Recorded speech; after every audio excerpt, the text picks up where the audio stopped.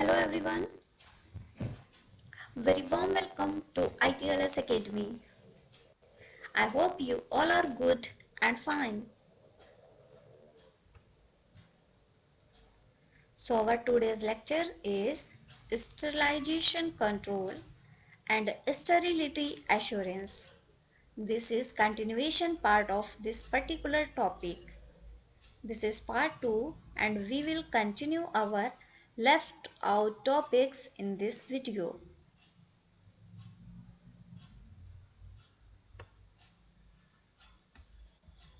So first of all we will see sterility testing. First point, a sterility test is basically a test which assesses whether a sterilized pharmaceutical or a medical product is free from contaminating microorganisms by incubation of either the whole or a part of that product with a nutrient medium.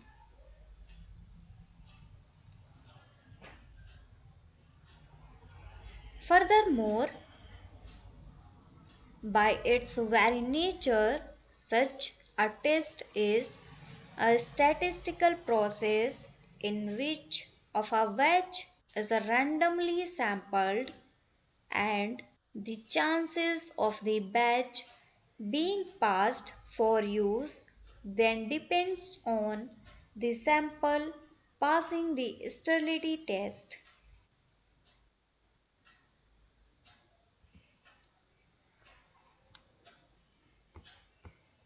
Next point, a further limitation is that which is inherent in a procedure intended to demonstrate a negative. To be certain that no organisms are present, it would be necessary to use a universal culture medium suitable for the growth of any possible contaminant and to incubate the sample under an infinite variety of conditions.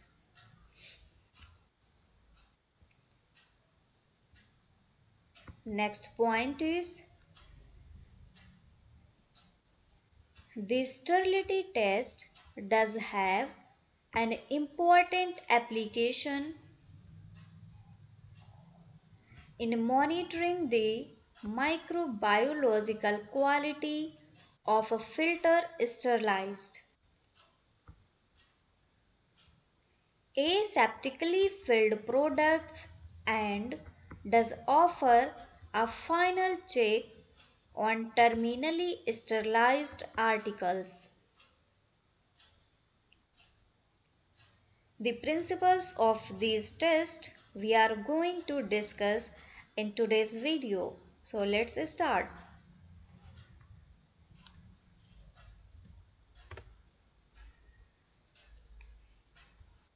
So you can see what is sterility test. The filtration is assisted under strict aseptic condition. After filtration get completed, remove the membrane from the holder aseptically. After this process, cut into two halves. Place each half in a suitable volume, and this suitable volume usually is 100 ml of FTM and SCDM respectively and incubate. For the incubation, some conditions are given like period at least 14 days incubation and the temperature for incubation is 30 to 35 degrees centigrade for FTM and 20 to 25 degrees centigrade for SCD.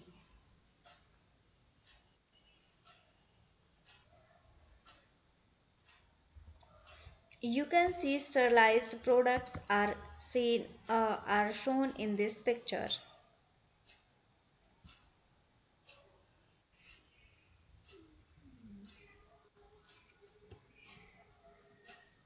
So now we will see methods for sterilization.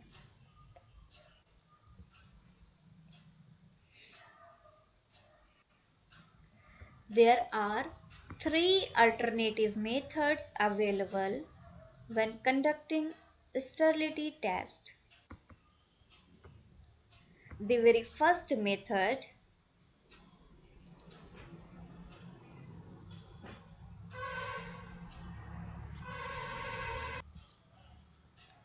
the direct inoculation procedure, involves introducing test samples directly into nutrient media. In this method, firstly, fluid mercaptoacetate medium, which contains glucose and sodium mercaptoacetate, and the next, soybean casein digestion medium, which will support the growth of both aerobic bacteria.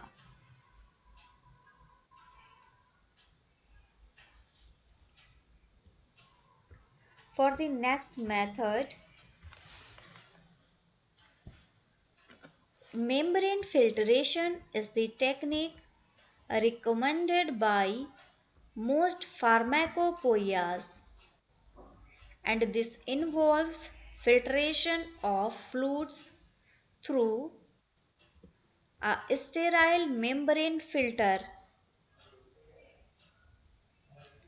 Any microorganism present being retained on the surface of the filter.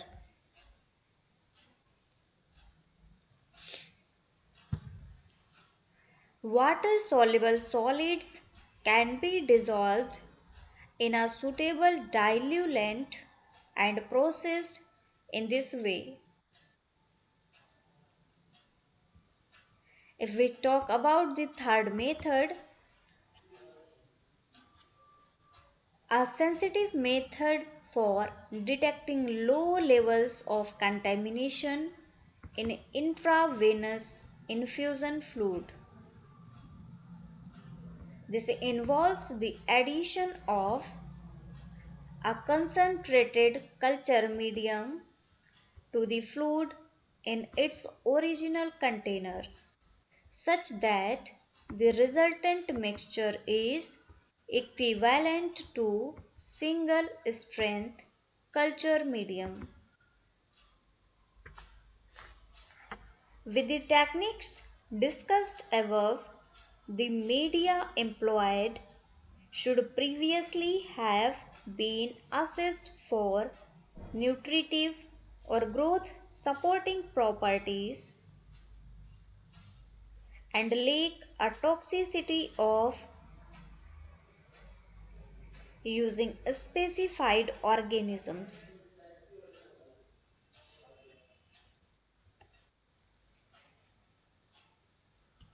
Here you can see a diagram is shown here.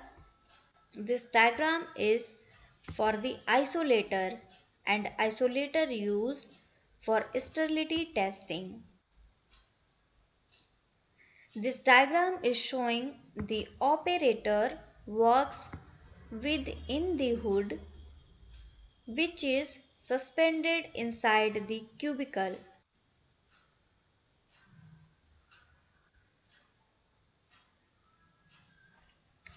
The hydrogen peroxide generator, which is used to sterilize the isolator, is shown in the left foreground.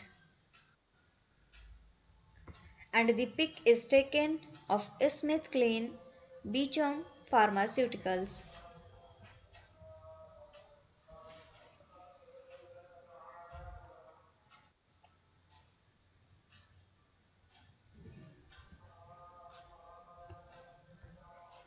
So now we are going to see antimicrobial agents. As the name indicates, anti that is against and microbial means microbes. So we will see the agents that are against microorganisms. So the point is where an antimicrobial agent comprises the product or forms part of the product, for example, as a preservative, its activity must be nullified in some way during sterility testing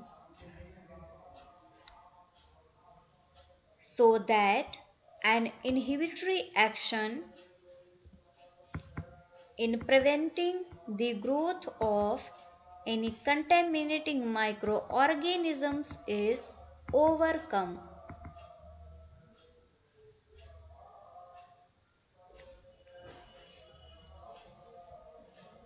So the first one is specific inactivation.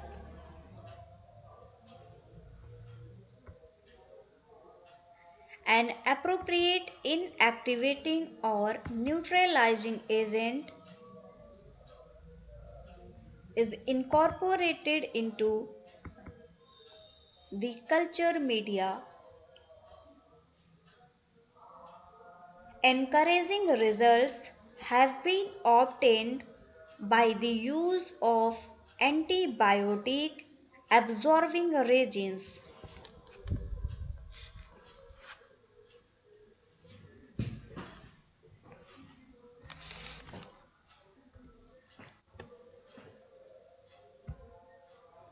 Next comes dilution.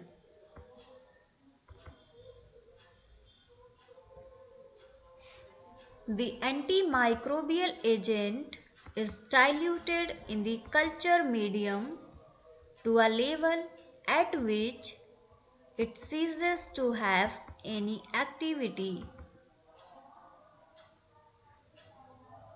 For example, phenols, creosols, and alcohols. This method applies to substances with a high dilution coefficient, that is R. We take dilution coefficient as R. Next comes membrane filtration. The point is, this method has traditionally been used to overcome the activity of antibiotics for which there are no inactivating agents. Although it could be extended to cover other products if necessary. For example, those containing preservatives for which no specific or effective inactivators are available. Next point is basically a solution of the product is filtered through a hydrophobic edge membrane filter which will retain any contaminating microorganisms. The membrane is washed in situ to remove any traces of antibiotic adhering to the membrane and is then transferred to appropriate culture media.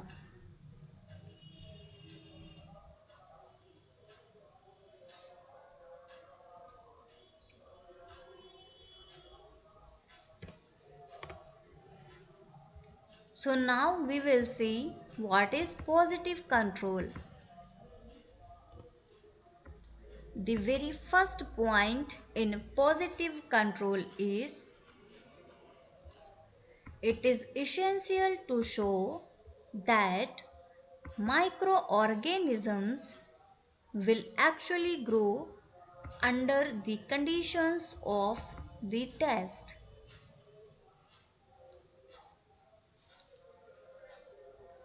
The microorganisms used for positive control test with a product containing or comprising an antimicrobial agent must, if at all possible, be sensitive to that agent so that growth of the organism indicates a satisfactory inactivation, dilution, or a removal of the agent.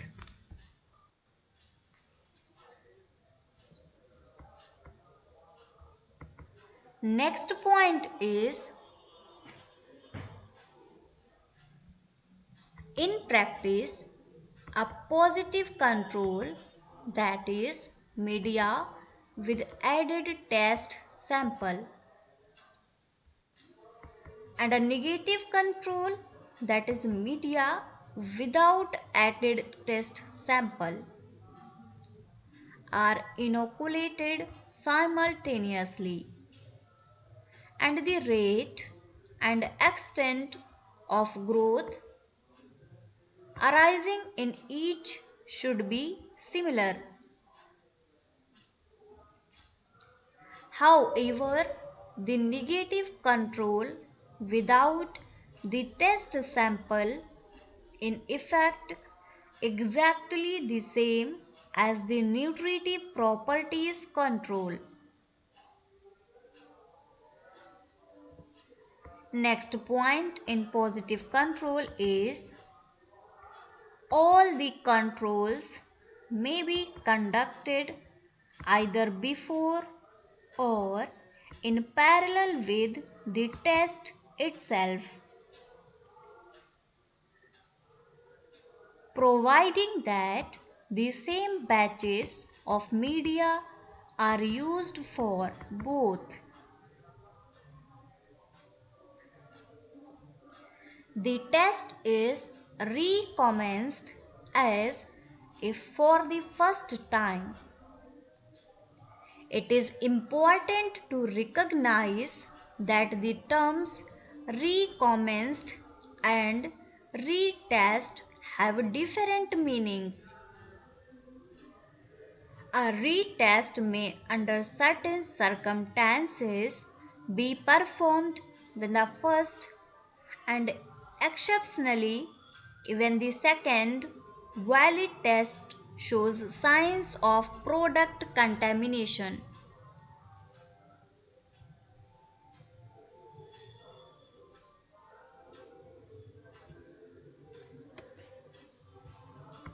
Here comes sampling. How we will do sampling of our test. So, for the sampling, the point is in a sterility test involving a sample size of n containers. If there are n containers, the probability of obtaining n consecutive steriles is given by, for the probability of consecutive steriles, we will use this particular formula. The formula is Q into N is equal to 1 minus P into N.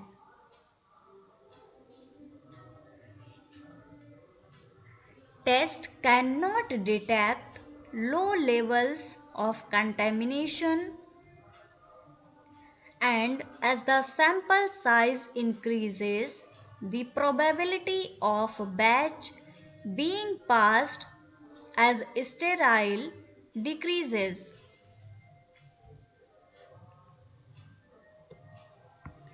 Next point in the sampling procedure is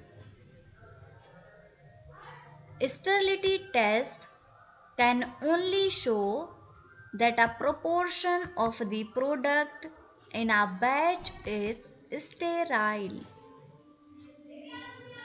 Thus, the correct conclusion to be drawn from a satisfactory test result is that the batch has passed the sterility test, not that the batch is sterile. Here, the batch passed the test of sterility, but batch is not sterile itself. It is given in this particular line. However, sterility test attempts to infer the state that is sterile or non-sterile. Sterility test will decide either it is sterile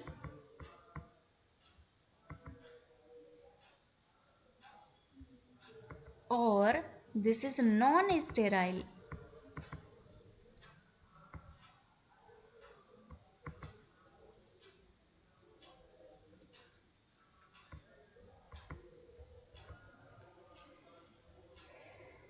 This will decide that a batch is sterile or non-sterile from a result of an examination of part of a batch and is thus a statistical operation.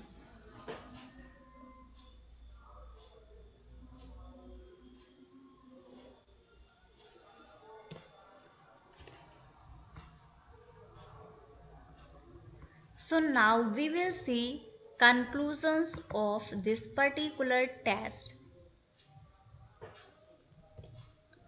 The very first point is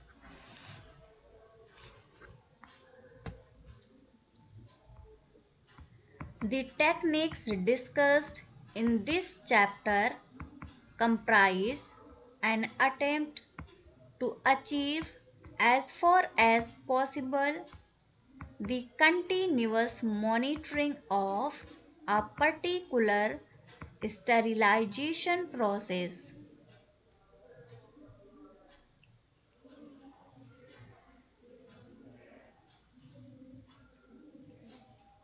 The sterility test on its own provides no guarantee as to the sterility of a batch.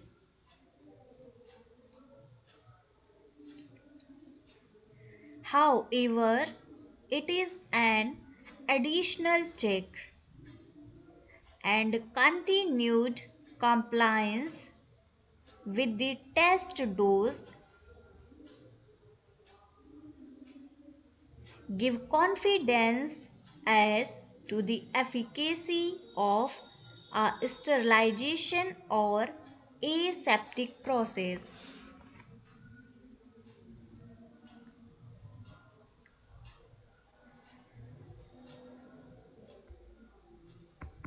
Next point in conclusions is failure to carry out a sterility test despite the major criticism of its inability to detect other than gross contamination may have important legal and moral consequences.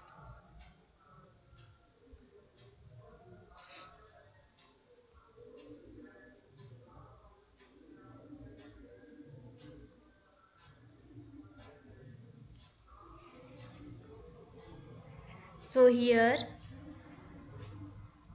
all the principles of the sterility test, sterilization and sterility assurance we have covered. There is nothing left in this particular chapter. All the important things we have covered in 2 lectures. If you haven't watched our previous lecture, then I recommend you to watch first lecture so that you can easily understand what actually is a discussion, what discussion is actually going on. So please refer to that video, and also a lot of pharmaceutical microbiology videos are present on the playlist. You can also refer to them. So thank you guys. Follow ITLS Academy on Instagram, Facebook, Twitter, YouTube, WhatsApp and LinkedIn. ITLS Academy is present on a lot of social media platforms.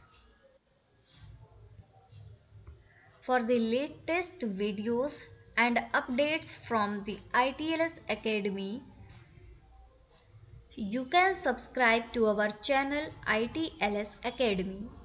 And for the easy access of all the informations and all the activities like scholarship, test, etc. going on our